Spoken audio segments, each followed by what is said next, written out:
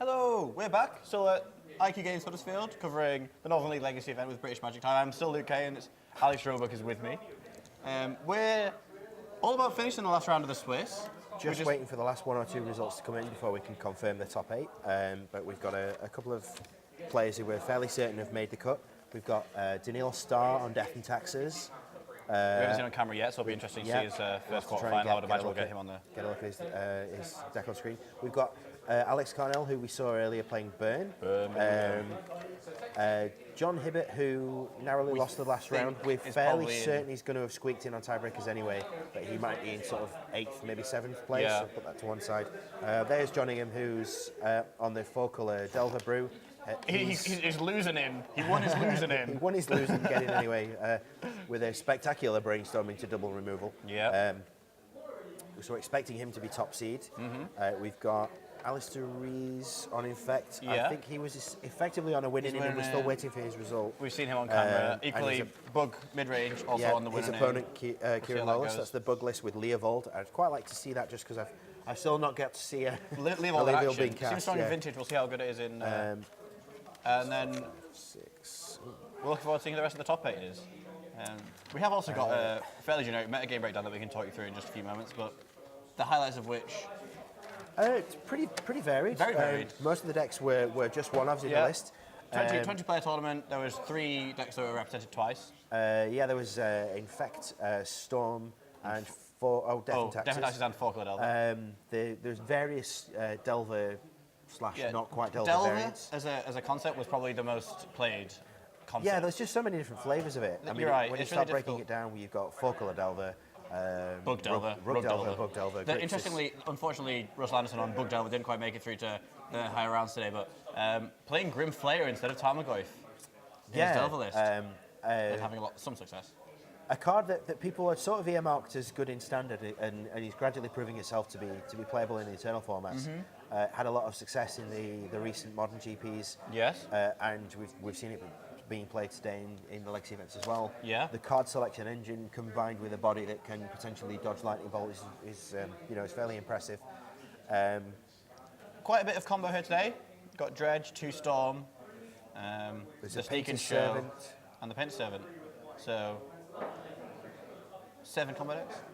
That looks about right to me. Quite low. No Eldrazi. No Eldrazi. Which did surprise me. I was expecting to see 2 or even 3 of those in the room today. It's been a fairly popular deck. Yeah. One of the things about it that's really good is it's relatively speaking quite accessible. Incredibly accessible. A lot of the important cards are from relatively recent sets, including the most recent block. Also, it's a Soul Land deck, which means you're not having to pick up dual lands. Although these days, I would count City of Traitors as a dual land. Money-wise. But I mean, realistically, you can get away with not playing that. I mean, what does the mana base need to be? You need Ivogins, 4 Temple, 4 Ancient Wasteland, Ancient Tomb. Wasteland's even a hedge. You can play Mistress with the Factory. Not Workshop. Which is good. Basically, the mana base is you can toy with the mana base and make a cheap and efficient Eldrazi list. I think the City of Traitors, you lose value on the chalices, because going City Chalice is okay. It's not great, but it's okay. It's much better than going land Chalice. I mean, I've said this several times before, and will continue saying any deck in Legacy that can make Chalice for 1 on turn 1 is playable. You've got a really good chance. We've also talked a little bit, you and I, outside of this, that the nice thing about, one of the sad things about Eldrazi is it's by far the best Stompy deck, and it's made other Stompy variants pushed out of the meta. It's a new take on an old classic. Decks with the Soul Lands or with Simian Spirit Guides or Chrome Moxes or any number of things that help you accelerate out. What I like to call the Nope rocks. It's just permanents that say Nope. Yep. So there's Chalice, there's Trinisphere, there's Blood Moon. Yeah, Lodestone Golem. Lodestone Golem as well. There's lots of these style of cards.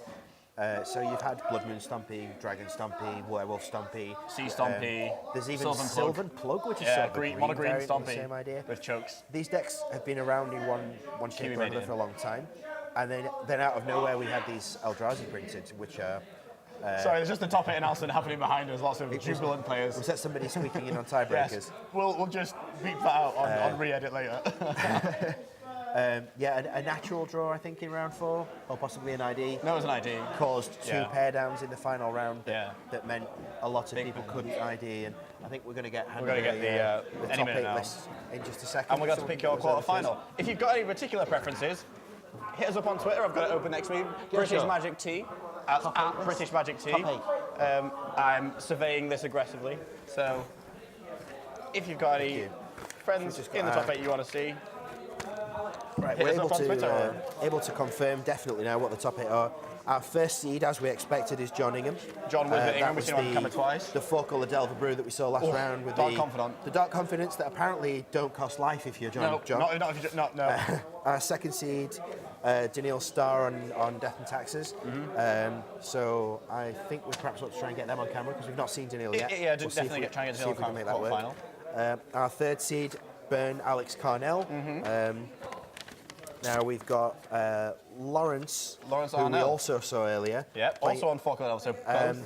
Well, he's the Grixis Splash for Abrupt Decay, which is not quite rather than the 4-colour, but we'll Bug call it Splash for Lightning 4-colour. Bolt. I like the. It's interesting. Yeah, this is the one with the slightly odd mana base where every land is an island. Yeah. It's much not it's sure what I lower to the think to that. ground. Yeah. In 5th seed, we've got Callum Bosefield, who On Miracles, we've not is seen on the Miracle Miracles. player. There is a Miracle player in the room. It does exist. Yeah, so it's good to see that deck represented in the archetype. We didn't actually talk about that during the metagame breakdown, but it is important to know that Miracle's still a top tier deck and still making top 8s. At a lot of our relatively recent events, it's been crushing. Represented a much bigger proportion of the metagame. It's interesting to see there only be one in the room. But it has still top 8'd.